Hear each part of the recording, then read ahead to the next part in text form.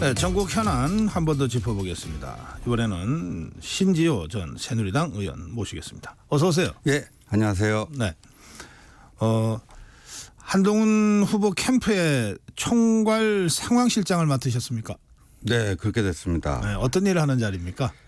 그냥 뭐 캠프 그냥 총괄하는 거고요. 뭐 그 훌륭한 실무진들이 있으니까 네. 그 이제 조율만 좀 해주면 됩니다.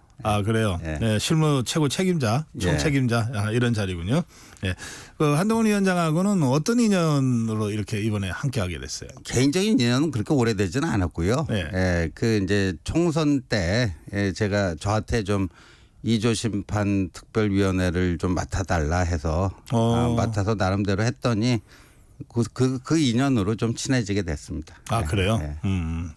예, 일하고 싸우고 선거하는 과정에서 만난 인연이군요. 네, 그렇습니다. 예. 네. 자, 그 국민의힘의 전당대회 국면이 아주 뜨겁게 시작이 됐어요. 반면에 더불어민주당 이재명 대표 사퇴 후 뭐 연임을 위한 전대는 있는지 없는지도 모르겠다 뭐 이런 얘기들이 있습니다. 너무 두 당이 지금 대조되고 있는데 그 전체 상황을 어떻게 보십니까? 그러니까 이게 굉장히 이제 정치는 뭐 다른 영역도 그렇지만 특히 이제 상대 평가 아니겠습니까? 경쟁자와 비교했을 때 어떻게 이제 국민들 눈에 비춰지는가 하는 건데 요즘에 이제 그런 말들이 있습니다. 더불어민주당에는 민주가 없고 국민의힘에는 힘이 없어 보인다. 그런 얘기들을 많이 듣는데 그 더불어민주당의 민주가 없어졌다는 거를 이제 이재명 대표의 연임 사실상 추대로 거의 뭐 그건 맞는 얘기다. 이렇게 되고 있는데 국민의힘에 힘이 없어 보인다. 뭐 일리 있는 지적인데 최근에 이제 이 전당대회가 뭐 흥행 청신호를 넘어서 거의 초기 과열 양상을 보이고 있지 않습니까? 네. 엄청난 에너지를 느끼고 있습니다. 그래요. 어쨌든 뭐 양당이 그러니까 정치라는 게 상대가 있어서 당대표는 상대방 당대표를 주로 상대를 하게 되고 네. 원내대표는 상대방 원내대표를 주로 그렇죠. 상대하게 되잖아요. 조금 전에 더불어민주당 박성준 수석 부대표는 이제 이재명 대표의 연임을 설명하면서 제가 이해하기로는 이게 이제 시대 정신이다. 그런 취지로 설명을 하시고 가신 것 같아요. 네. 그 어떻게 보시는지요? 그 시대 정신이라고 하면요, 거의 이재명 시대다 하는 그때 정청래 최고위원 얘기랑 네. 일맥상통하는 것 같은데 더불어민주당 분위기가 전체적으로 좀 그런 것 같아요. 그러니까 우리가 보통 시대라를 붙이면 뭐 삼국시대, 고려시대, 조선시대 이렇게 붙이는데 네. 야, 그 뭐 하나의 그 지금은 이재명의 시대다 뭐 이렇게까지 하니까 하나의 그 암만 리더래지만 너무 그 우상화 더 나아가서 신격화시키는 게 아닌가 좀 이게 자유민주주의 국가의 정치인으로서 그런 표현을 해도 되는지 물론 표현의 자유가 있으니까 뭐 할 수 있겠지만 저로서는 쉽게 이해가 잘 안 갑니다. 네. 반면에 국민의힘은 어쨌든 치열한 경쟁이 지금 예고돼 있습니다. 역시 민주주의에 있어서는 경쟁이 가장 강력한 힘이다. 이런 뭐 여러 사람들의 지적도 있는 것 같아요. 경쟁 양상을 어떻게 보고 계십니까? 지금 초기 국면인데. 그러니까 굉장히 그 경쟁이 이제 장점과 단점이 다 있지 않습니까? 이제 그 뭐 자유민주주의라는 건 기본적으로 다양성을 전제로 하는 거니까 같은 당이지만 좀 다른 요소들이 있고 인물들이 있고 거기서 이제 경쟁을 하는 건데 이제 이 경쟁이 약간 그 긍정적인 에너지를 발산하는 쪽으로 가느냐 아니면 너무 이제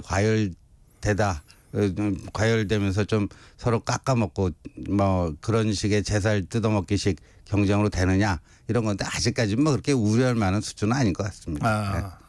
충분히 건강한 긴장 속에서의 경쟁으로 볼 수 있다. 그 4명의 후보로 이제 거의 좁혀진 거죠. 네, 맞습니다.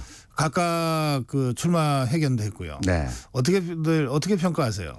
그러니까 이게 지금 보니까 당정 관계가 이번 그 후보들의 어떤 차별성을 가장 알기 쉽게 이해할 수 있는 그런 요인인 것 같습니다. 네.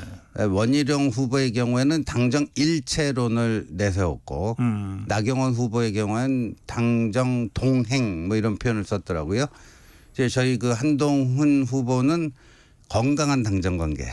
뭐 다 좋은 말들인데 조금씩 다릅니다. 조금씩 다른데 결국은 이제 방법론의 차이라고 봅니다. 목표는 같다고 봅니다. 목표는 윤석열 정부의 성공을 바라고 그래야지만 또 차기 정권 재창출할 수 있다. 목표는 같은데 방법론이 조금씩 다른 것 같습니다. 예. 그 한동훈 후보가 수평적 당정 관계 네. 예, 그런 단어도 쓴 것 같아요. 네. 그 무슨 뜻입니까? 수평적 당정 관계. 수평적 당정 관계는 수직적 당정 관계의 좀 이렇게 대립항이라고 볼 수가 있겠죠. 그러니까 지난 이제 2년을 평가를 해봤을 때 조금 이제 뭐 용산 주도, 그러니까 집권 초반에는 이제 대통령실 주도로 이제 그 당정 관계에 갈 수밖에 없는 그건데. 네. 지난 이제 총선에 나타난 민심 이런 것들을 비춰봤을 때 이제는 조금 더 당이 좀 선도하는, 당이 좀 선도적 역할을 하는 그런 관계로 가야 되지 않는가 하는 그런 문제 의식이 묻어난 단어라고 생각합니다. 사실 야당할 때는 별로 고민 안 해도 되는 문제인데 네. 당정 관계가 없으니까 예.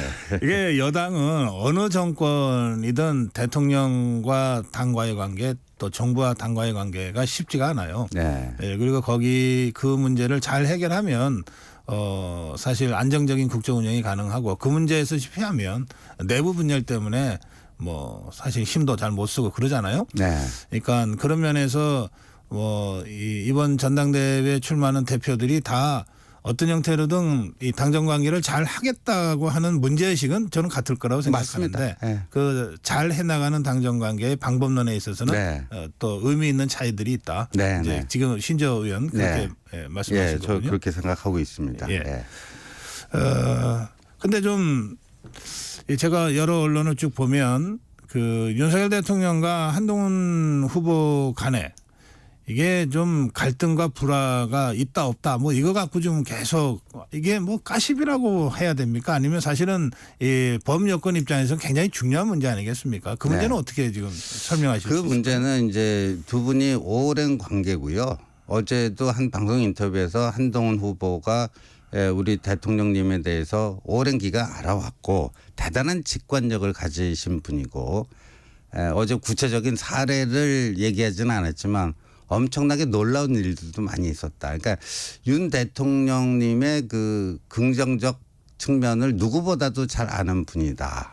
누구보다도 잘 아는 분이고 그리고 한동훈 후보랑 얘기하면 얘기할수록 그 이렇게 어떤 감성적인 뭐 인간이다 보니까 감정적 측면도 있지만 그 이성적으로 판단하려고 하는 게 굉장히 강합니다. 그러니까 이제 대통령에 대한 어떤 사적 감정 뭐 이것도 중요하겠지만 사적 감정은 기본적으로 이제 그렇게 오래된 관계다 보면은 여러 가지 그 애정도 있을 거고 뭐 약간씩 뭐 좀 서로 불편한 점도 없다면 그 거짓말이겠죠. 없다면 거짓말인데 그런 거를 좀 이렇게 이성적 전략적으로 사고할 줄 아는 분이라고 저는 생각하고요. 아하, 예. 그래서 지금 저희는 확신하는 게 저 개인적으로 확신하는 게 윤 대통령의 이제 남은 임기를 성공적으로 안정적으로 국정 운영하는데 누구보다도 도움이 될 분이다.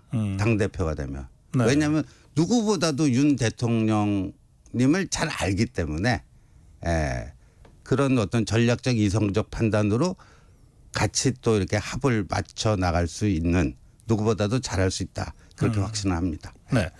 그 일요일 오후에 나경원, 한동훈, 원희룡 이 세 후보가 이제 차례대로 그 출마 선언을 했는데 그 후에 어제 오늘 언론은 이 해병대원 특검법을 중심으로 해서 네. 각 후보의 그 뭐 차이점들을 부각시키는 보도를 하고 있어요. 네. 예, 그게 변별력의 기준인 것처럼 지금 되어 있습니다.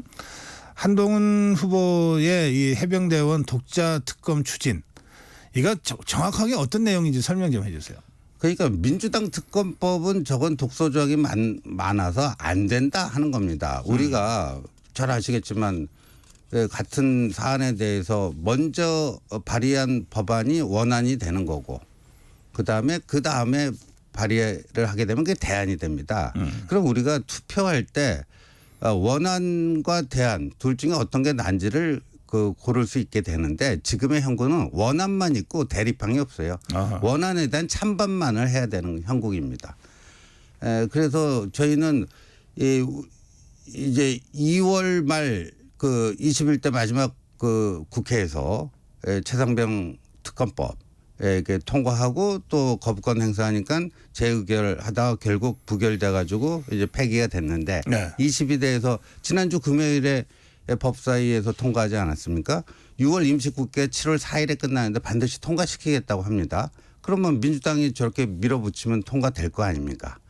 그러면 또 대통령이 보름 안으로 거부권을 행사해야 되는데 7월 23일에 저희 당 전당대회가 열려서 새로운 지도부가 출범하게 되는데 아마도 민주당의 노림수는 그겁니다.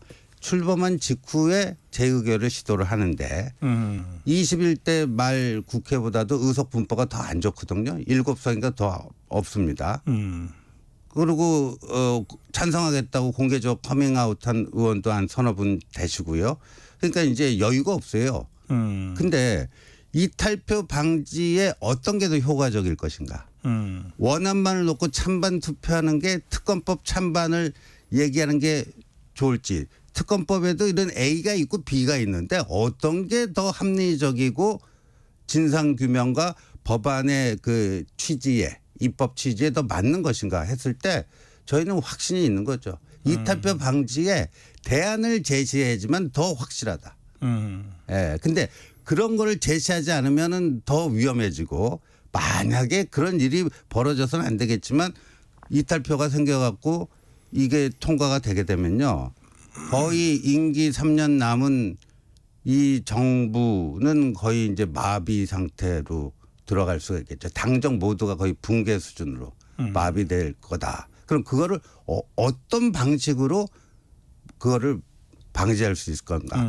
그런 문제의식입니다. 그런 문제의식이군요. 네. 그러니까 이제 이른바 그 독소조항이 많은 네. 그러니까 한동훈 후보나 캠프에서 보기에 네. 독소조항이 많은 지금의 민주당 주도의 특검법을 저지하려면 네. 뭔가 합리적 대안을 제시해야만이 된다. 바로 그겁니다. 그래야 저지시킬 수 있다. 네. 그래서 대안을 제시한 거다. 네, 맞습니다. 그 나경원 후보가 근데 그거 순진하다. 네. 아니 하나 주면은 더 달라고 하는 게 더불어민주당인데라고 하는 식으로 논평을 했던데 그 부분은 어떻게 보세요? 뭐 나경원 후보 입장에서 그렇게 얘기할 수 있는데 나경원 네. 후보님은요. 그 이제 원외가 대표가 되면은 그 한계가 있다. 원외 대표 한계론을 뭐 주로 그 이제 얘기도 했어요. 예. 네, 그래서 제가 뭐 어제 어디 나가서 그랬어요. 그 5선 국회의원이면 엄청난 경륜이 있으신 거 아니에요. 근데 한동훈 위원장은 0선 빵선입니다. 그 5선 국회의원은 그러니까 대안 제시가 없어요. 그 솔루션 제시는 그냥 민주당 특검법에 반대, 난 반대일세 하는데 그거 말고는 없어요. 근데 0선인 한동훈 후보는 나름대로 대안 제시를 한 거예요. 어떤 게 목표는 똑같아요. 민주당의 저 특검법을 저지해야 된다. 목표는 똑같습니다. 예. 그럼 어떤 게 더 효과적일까요? 5선 국회의원의 해법이 더 효과적일지, 예. 빵선 원외 그게 더 효과적일지 저는 오히려 거꾸로 묻고 싶습니다. 예. 그런가 하면 지금 특검법 관련해서 또 다른 쟁점이 이 경찰 수사, 공수처 수사를 지켜보고 나서 네. 그래도 미흡하면 네. 이게 이제 그동안의 그 정부의 입장이고 또 윤석열 대통령이 직접 죄송합니다. 2주년 그 기자회견에서 한 워딩이잖아요. 또 사실은 그게 국민의힘의 당론이기도 하거든요. 경찰 수사와 공수처 수사의 결과를 지켜보고 그래도 미진하면 그래서 국민들이 의혹 해소를 위해서 특검이 필요하다고 계속 요구를 하면 그때는 우리도 적극적으로 할 수 있다. 이거 아닙니까? 네. 그런데 한동훈 후보가 출마 예견에서는 공수처 수사 종결 시점과 관계없이 독자적으로 추진하겠다 이랬거든요. 네. 그러니까 이 대목이 이제 당론과 전혀 다른 얘기다. 네. 대통령과 전혀 다른 얘기다. 네. 이렇게 지금 비판을 받고 있는 대목인데 네. 그 점은 어떻게 말씀하세요? 법리적으로는 특검이라는 게 이제 보충성이니까 네. 기존 뭐 수사기관의 수사가 미흡했거나 이랬을 때 특검이 이제 필요한 거니까 그 맞는 얘기인데 근데 두 가지가 무슨 차이가 있을까요? 현실적으로 만약에 한동훈표 특검법이 발의가 되면 특검이 시행되는 시점 그 시점에는요 이미 공수처 수사가 끝나 있습니다. 끝나 있습니다. 만약에 민주당의 저 특검법이 실패하고 그래도 그 대안으로 제시된 한동훈표 특검법이라도 민주당이 해야 되겠다고 뭐 여야 합의가 이루어져서 그게 실행이 된다면은 그 특검이 출발한 시점이 공수처 수사 끝난 시점 끝난 후가 될 거라고 봐요. 그러니까 정치의 세계는 좀 상상력을 발동을 해야 되는데 자꾸만 공수처 수사 끝난 다음에 보자 하면요. 지금 특검법 찬성 여론이 거의 70% 이렇게 나오지 않습니까? 이건 정치는 여론을 먹고 사는 겁니다. 그러니까 자꾸만 뭔가 그 조건을 걸어가지고 피하려고 하는 그런 그 모습을 보여주는 거예요. 정치는 국민들에게 저 사람들이 어떻게 비춰지는가 이게 굉장히 중요한 거 아닙니까? 그러니까 현실적으로 같은 결과가 나올 겁니다. 그래요. 그렇게 생각하시는군요. 예. 자, 다른 주제 좀 가볼게요. 이 얘기는 좀 짚어봐야 되겠어요. 원희룡 후보가 레드팀 얘기를 했습니다. 이제 레드팀은 대통령한테 쓴소리하는 팀, 뭐 이런 뜻으로 일단은 쓴 건데. 어제 저희 프로그램에 김영우 전 의원은 이게 당대표가 민심을 대통령한테 전하는 역할이냐 하면서 아니 뭐 다 뉴스 보면 알지 뭐 이런 얘기 했어요. 자, 당정 관계 얘기를 하는 와중에 제가 지금 드리는 질문입니다. 뭐 레드팀이든 뭐든 당대표와 당이 대통령한테 가감 없이 또는 때로는 고언과 충언과 쓴소리를 해야 됩니까? 아니면 뭐 그거는 대통령이나 대통령실이 알아서 할 일이다. 이렇게 가야 되는 겁니까? 뭐 해야 된다고 봅니다. 저는 왜냐하면 이제 이 당은 항상 그 유권자들하고 일상적으로 접촉하지 않습니까? 물론 대통령실도 이제 민심 수렴하겠다고 새롭게 이제 민정수석실도 만들고 했지만 이 관료 공무원의 세계라는 거는 어떻게 보면 이제 이 약간 괴리가 될 수가 있습니다. 현장의 민심하고. 근데 당은 늘상 그걸 접하고 있기 때문에 그 생생한 걸 전달을 해야 되는데 문제는 이제 전달하는 방식이죠. 그 굳이 뭐 공개적으로 뭐 대통령실을 뭐 자극하는 방식으로 전달할 필요까지 있겠는가. 근데 이제 때로는 공개적으로 뭐 문제 제기가 불가피한 경우도 있을 거라고 봅니다. 그런 경우는 또 그렇게 해야 될 거고. 그러니까 레드팀을 포함해서 다양한 형식, 다양한 수준의 커뮤니케이션은 맞습니다. 필요하고 매우 중요하다. 알겠습니다. 지금 이게 국민의힘 당헌 당규에는 당 대표와 최고위원을 따로 뽑게 돼 있습니다. 그런데 실제로 그동안 진행된 전대를 양상을 보면 마치 러닝메이트처럼 당대표 후보가 최고위원 후보 누구, 청년 최고위원 후보 누구랑 손잡고 다니고 그렇게 해왔잖아요. 이번에도 그렇게 할 것 같습니까? 뭐 그렇게 되고 있습니다. 저희 캠프에서도 이제 장동혁 의원, 박정훈 의원 또 진종호 의원이 진종호 의원은 청년 최고위원 쪽이죠. 그 저희 한동 후보의 뭐 러닝메이트다, 뭐 모든 언론에서 다 그렇게 보도를 하고 있고 그게 뭐 틀린 얘기가 아닌데 지금 이제 이 당 대표가 됐을 때 나름대로 이제 안정적인 당 운영을 위해서는 이제 동맹 관계가 필요한 거죠. 동맹 관계. 그래서 왜냐하면 이제 선출직 최고위원 4명이 사퇴를 하게 될 경우에 지도부가 붕괴가 되기 때문에 또 뭐 가까운 과거에 그런 일이 있지 않았습니까? 이준석 대표 시절에. 그러다 보니까 이제 그게 좀 불가피하게 좀 된 것 같습니다. 그래요. 정치 현실이라 불가피하게 그렇게 진행되고 있다고 말씀하셨는데 나경원 후보는 그 부분을 여의도 사투리라고. 뭐 그런 비판 뭐 달게 받겠습니다. 그런가 하면 원희룡 후보는 이뇨한 의원과 이른바 러닝메이트를 하는 걸로 의견 접근이 이루어진 것 같다고 하더라고요. 그렇게 들었습니다. 어떻게 평가하세요? 이뇨한 의원의. 이뇨한 위원장은 그거 뭐 저기 뭐 낚시로 따지면 그냥 거의 월척 대어를 득템을 하신 것 같습니다. 원희룡 후보께서요. 예. 네, 저희들이 좀 바짝 긴장해야 될 것 같습니다. 예. 그렇습니까? 예. 네. 예, 오늘 여기까지 말씀드려야 되겠는데 짧게 마무리 한 말씀 해주세요. 그러니까 이 치열한 경선인데 뭔가 이제 생산적이고 건설적인 그런 게 되도록 좀 최대한 자제심을 가지고 그렇게 절제력을 가지고 이렇게 남은 기간 잘 해 나가도록 하겠습니다. 네, 경쟁은 아름다운 것이다. 네. 그것이 상호간에 이 정쟁으로 전락되지 않도록 네. 자제하면서 하겠다. 예. 예, 말씀 잘 들었습니다. 고맙습니다. 예, 감사합니다. 네, 신지어 전 새누리당 의원이었습니다.